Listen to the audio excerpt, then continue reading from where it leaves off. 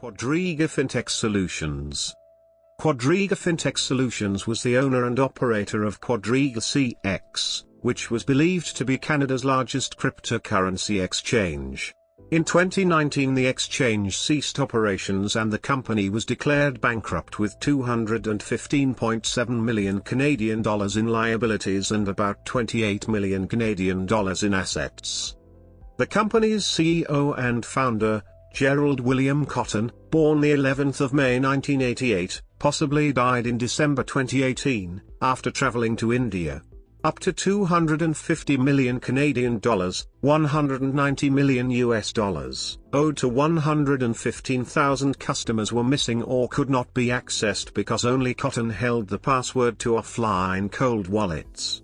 Quadriga likely never invested the funds entrusted to it, according to Chainalysis, a cryptocurrency tracking firm. Either the funds were never received or quickly went missing. What Quadriga really did with the money that customers gave it to buy Bitcoin remains a mystery, according to Chainalysis. Ernst & Young was appointed as an independent monitor while Quadriga was granted temporary legal protection from its creditors under the Companies Creditors Arrangement Act.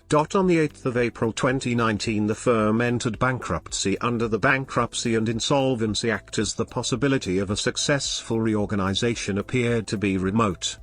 The Royal Canadian Mounted Police, RCMP, and the U.S. Federal Bureau of Investigation, FBI, were reportedly investigating the company. Lawyers for the customers of the exchange have asked that Cotton's body be exhumed. History. Before attending the Schulich School of Business at York University in Toronto, Gerald Cotton lived in Belleville, Ontario. He graduated from York with a Bachelor of Business Administration in 2010. He learned about Bitcoin in Toronto and traveled to Vancouver, British Columbia where he founded Quadriga in November 2013 with Michael Petrin.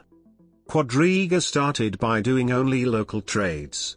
Their online exchange launched after the first month. In January 2014 they installed the second Bitcoin ATM in Vancouver. In 2014 only $7.4 million Canadian dollars worth of Bitcoin were exchanged on Quadriga. In a 2014 interview, founder Gerald Cotton explained that the company stored customer funds on paper wallets in safe deposit boxes, so we just send money to them, we don't need to go back to the bank every time we want to put money into it. We just send money from our Bitcoin app directly to those paper wallets, and keep it safe that way. The company tried to raise money and list on the Canadian Securities Exchange, CSE, working with Petrin. The company raised $850,000 Canadian dollars but cancelled plans to list on the exchange in early 2016. Quadriga had 4 employees in 2015 with offices in Vancouver and Toronto, but ran out of money by June 2015. In 2016, Cotton became the sole director of Quadriga when all the other directors resigned. Other than a few contractors, it had no employees, offices or bank accounts thereafter.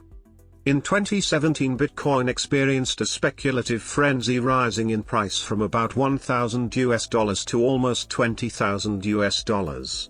About 1.2 billion Canadian dollars worth of Bitcoin was exchanged on Quadriga. While the large increase in volume increased commissions, it also caused cash flow problems due to the exchange's reliance on external payment processors and its lack of a proper accounting system. In June 2017, Quadriga announced that they had lost Ethereum worth $14 million due to a smart contract error. Throughout 2018, as Bitcoin prices crashed, customers of the exchange reported delays when attempting to withdraw dollars. 28 million Canadian dollars held by Custodian, a Quadriga payment processor, was frozen by the Canadian Imperial Bank of Commerce, CIBC, in January 2018. CIBC stated that they could not determine the ownership of the money and could not contact Cotton or Quadriga. In November 2018 the case was decided with the accounts going to the court to decide the ownership individually. Neither Custodian or Quadriga could access the funds. According to court filings, Quadriga also used WB21 as a payment processor. Michael Gastower, chief executive of WB21, has been named in a civil lawsuit by the U.S. Securities and Exchange Commission as part of a $165 million fraud. Another payment processor used by Quadriga, Crypto Capital, was named in a civil suit filed by the New York Attorney General in April 2019. In that case, $851 million entrusted to Crypto Capital had been lost, stolen or absconded with, according to the suit. Quadriga used an unusual teller window system for customers to withdraw their money. Rather than pay customers via bank wires, they were told to come to a nondescript building in Laval, Quebec to pick up the cash. Customers reported that once they arrived, there was nobody in the office, or that there was no cash to be disbursed. In January 2019, Ernst & Young reported that Quadriga did not have a bank account, but instead used third-party payment processors. It apparently had no formal accounting system. The business was run from Cotton's encrypted laptop from Cotton's home in Fall River, Nova Scotia. Omar Dhanani.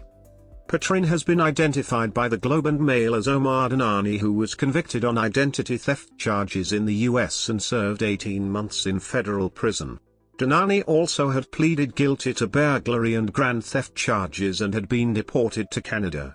Bloomberg also identified Patrin as Dhanani, showing that he had officially changed his name from Omar Dhanani to Omar Patrin in British Columbia in March 2003 and changed it again to Michael Patrin in October 2008. CEO's death. According to Jennifer Robertson, Cotton's widow, he died on the 9th of December 2018 while traveling in India. She had accompanied him to a hospital in Jaipur the previous day and he was diagnosed with septic shock, perforation, peritonitis, and intestinal obstruction. On the 9th he died after episodes of cardiac arrest. On the 10th of December a death certificate was issued by the local municipality, as well as a no objection certificate from the police to return the body to Nova Scotia. Robertson filed an affidavit on behalf of the company which included a statement of death for Cotton, filed in Halifax, Nova Scotia on the 12th of December 2018. It also stated that Quadriga has 363,000 registered users and a sum of $250 million Canadian is owed to 115,000 affected users. Cotton's will was signed the 27th of November 2018, 12 days before he died. It left Robertson the entire $9.6 million Canadian estate and named her as the trustee. The estate includes an airplane, a sailboat, a 2017 Lexus, and real estate in Kelowna, British Columbia, and Nova Scotia. A 100,000 Canadian trust fund will provide lifelong care for Cotton's two chihuahuas in case of Robertson's death. On the 14th of January 2019, Quadriga announced that their CEO, Gerald Cotton, had died the month prior from Crohn's disease while doing volunteer work at an orphanage in India. After the exchange was put into maintenance mode for several days in January, they announced on the 31st that they were applying for creditor protection. According to an affidavit by the CEO's widow, approximately 115,000 customers are owed $250 million Canadian, $190 million US, most of which was cryptocurrency held in QuadrigaCX's cold wallet in the laptop that only the deceased CEO had access to. Blockchain analysts have reported that they are unable to find evidence of Quadriga's cold wallets on the blockchain, a public ledger used for cryptocurrencies. Ernst & Young found 5 Quadriga cold wallet addresses, but they were empty, containing no cryptocurrency since April 2018. Another appears to have been used to receive Bitcoin from another cryptocurrency exchange account and subsequently transfer Bitcoin to the Quadriga hot wallet on the 3rd of December. Another 3 empty wallets were believed to possibly be owned by Quadriga. 14 trading accounts that were also examined were used to trade on other exchanges. Quadriga continued to accept deposits until 26 January. Some Reddit users have suggested that Cotton faked his own death in order to defraud customers through an exit scam, while others believe that Cotton's death exposed a Ponzi scheme.